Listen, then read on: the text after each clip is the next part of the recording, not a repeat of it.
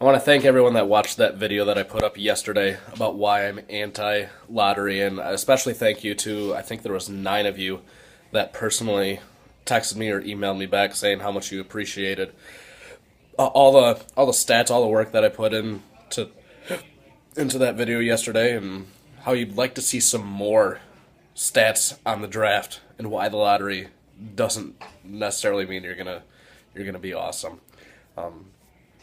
Okay, maybe there wasn't 9 of you that said you appreciated that. Maybe there wasn't even 1 of you that said that you appreciated it. But regardless, we're going to talk more about that. But before you shut off this video, I do want to mention the decathlon.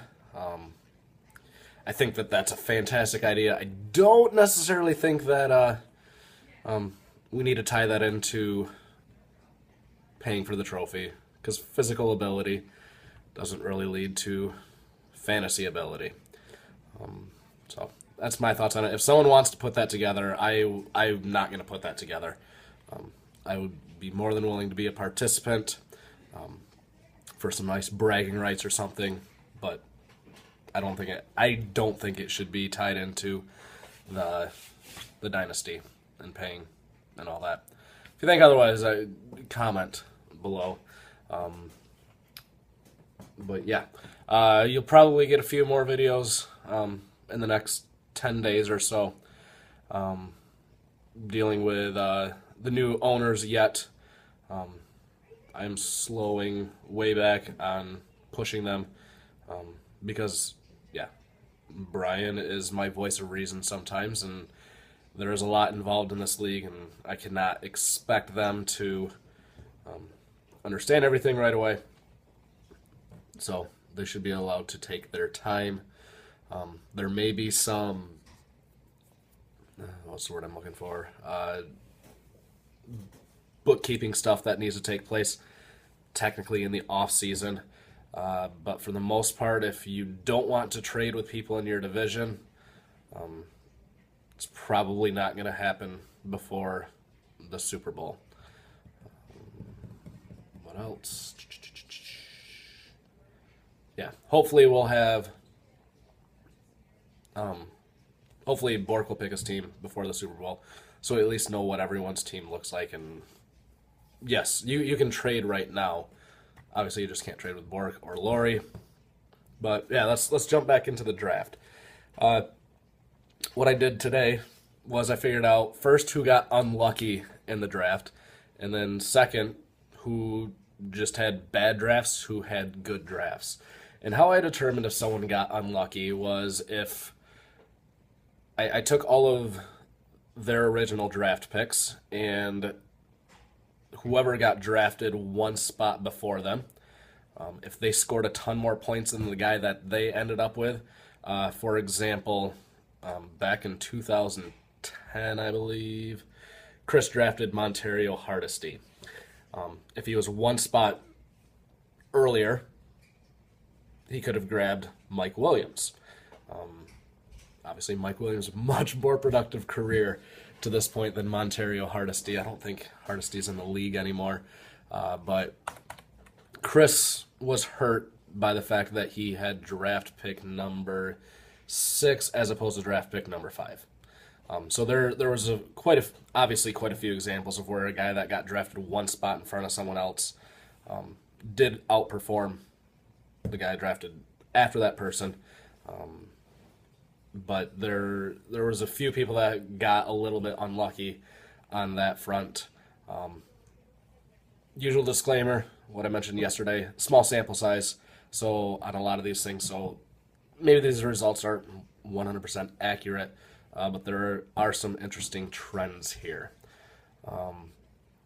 So speaking of Chris, he was actually the guy that was most unlucky, whereas if he was just drafting one spot higher, now this assumes that he picks the guy that the other person picked, which is a huge assumption, as we'll see shortly. But if he got the guy that was drafted one spot in front of the guys where he actually drafted, his team would look a lot better right now. Before I get into the actual rankings, if you picked first, I threw that result out. If you had back-to-back picks, I threw your second result out because you drafted in front of yourself. You shouldn't get credit or get hurt for that. But Chris was the most unlucky drafter in terms of if he just drafted one spot earlier, you'd have a lot better team. The 3 draft picks that qualify, not the number 1 pick, not picks where he had back-to-back. So let's get rid of Trent Richardson for him. With the other 3 picks that he had, he ended up with Montario Hardesty, Greg Little, and Kenbrell Tompkins.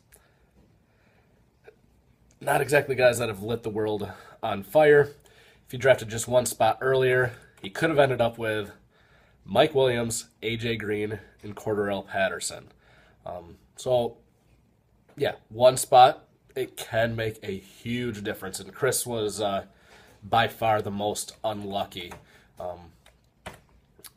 Per guy, per season, he lost 130 points just because he ended up with the 3 guys that he ended up with instead of the other 3 guys.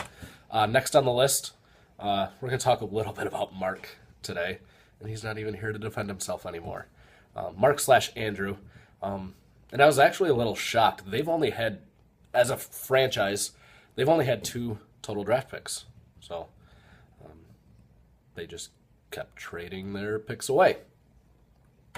But anyway, Mark, even with his 2 draft picks, he was the second unluckiest. He ended up with Jonathan Baldwin and Joseph Randle. Whereas if he drafted one spot earlier on both of those, he would have ended up with Randall Cobb and E.J. Manuel. Baldwin and Randall, if we did a redraft, I don't think either of those guys get picked up. Justin was the next unluckiest. Again, only 2 draft picks for Justin. Something about those Burgess boys and not liking to draft. But he ended up with Jonathan Dwyer and Ruben Randall.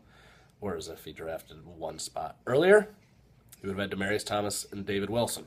Obviously, Demaryius Thomas, much better than Randall, and Wilson has outperformed Dwyer, even though Wilson hasn't done hardly anything either. And then the least unlucky, so maybe the most lucky, where the guy that was picking in front of him missed on some key guys. Reitzma actually gained 51 points by drafting his guys as opposed to the guys in front of him. He got Des Bryant because C.J. Spiller was picked in front of him. He got Jacquizz Rodgers because Jonathan Baldwin was picked in front of him. And he got Monte Ball because Eddie Lacy was picked in front of him. But between Des and Jacquizz versus C.J. and Jonathan Baldwin, Reitzman actually may have benefited from picking where he actually was. So those were the most notable ones. I don't know if I can do this. You can kind of see the rankings right there. Chris, the most unlucky. Reitzma, the most lucky in terms of where they drafted. But it's not all luck. It is somewhat skill. And now I realize that at the time, a lot of these draft picks made sense. But in the long run, it didn't work out for some guys as much as they would hoped. We'll start with the worst drafters, and we'll talk about the best drafters after that. The third worst drafter, based on my criteria, what I used here was how did the guy that you actually drafted fare compared to the guy that was drafted right below you. So whenever you're drafting, you're obviously picking between multiple guys. Going out on a little bit of a limb here, saying, let's say you were picking between 2 guys. If you picked 4th, who got picked 5th, and what's the difference between those 2? And actually on this front, 6 people would have been better in the long run had they taken the next guy listed. So this helps go to show you don't have to draft early to get good picks. The 1 pick isn't necessarily better than the 2nd, isn't necessarily better than the 3rd. But the third worst drafter in the dynasty so far is Mike. the guys that he's drafted. Oh, and if you picked last, I didn't include you in this because there was no guy that got drafted after that. If you had back-to-back picks, I ignored your first pick because the pick after your first pick was your own pick. But Mike, in his history of qualified players anyway, he's drafted C.J. Spiller, Roy Helu, Titus Young, Robert Griffin III, and Le'Veon Bell. Out of those 5 draft picks, he's only picked the correct guy once, in my opinion. He should have taken, instead of C.J. Spiller, he could have had Des Bryant. Instead of Roy Helu, he could have taken Stephen Ridley. Instead of Titus Young, he could have had Randall Cobb. Instead of RG3, he could have had Andrew Luck. And then the one pick that he did get right, he did take Le'Veon over DeAndre. And I think actually Le'Veon is one of the best draft picks in the history of the league. And now that I'm looking at this closer, it's a very, very good draft pick. But yeah, so 4 out of 5, and still in terms of per player per year, that was only the 3rd worst collection of draft picks. The 2nd worst goes to Rob. Rob's collection of guys. This is really gonna sting Rob if you're still watching this. This might hurt. The guys that Rob drafted that qualify again, I think he had one back-to-back pick. Golden Tate, Ben Tate, big fan of Tate's in the first draft. Daniel Thomas, Isaiah Pead, and then Eddie Lacy. So just like Mike, you did hit one draft pick correct out of your 5. But instead of Golden Tate, you could have had Demaryius Thomas. Instead of Ben Tate, this is just a wash. Instead of Ben Tate, you could have had Toby Gerhart. Ben Tate, better than Gerhart, I would say. Instead of Daniel Thomas, you could have had Julio Jones. And instead of Isaiah Pead, you could have had Alshon Jeffrey. So the one that you definitely did get right, at least for the time being, Eddie Lacy over Monte Ball. Now, the worst drafter, this was also the 2nd most unlucky. And really, really small sample size here. Because they have not had a ton of picks. And I say they because it's Mark and Andrew again. They drafted, and just in terms of, per player, per season, total points, they've had the worst draft history. But because it's only on 2 players, I should say Rob has had the worst draft history. But they drafted Jonathan Baldwin and Joseph Randle, if you remember from earlier, which, if they just took the guy that got taken next, could have had Jacquizz Rodgers, much better than Jonathan Baldwin, and Keenan Allen, much, much better than Joseph Randle. So just because you draft early doesn't mean that the guys behind you aren't going to be better. Now let's get to the best drafters according to my criteria.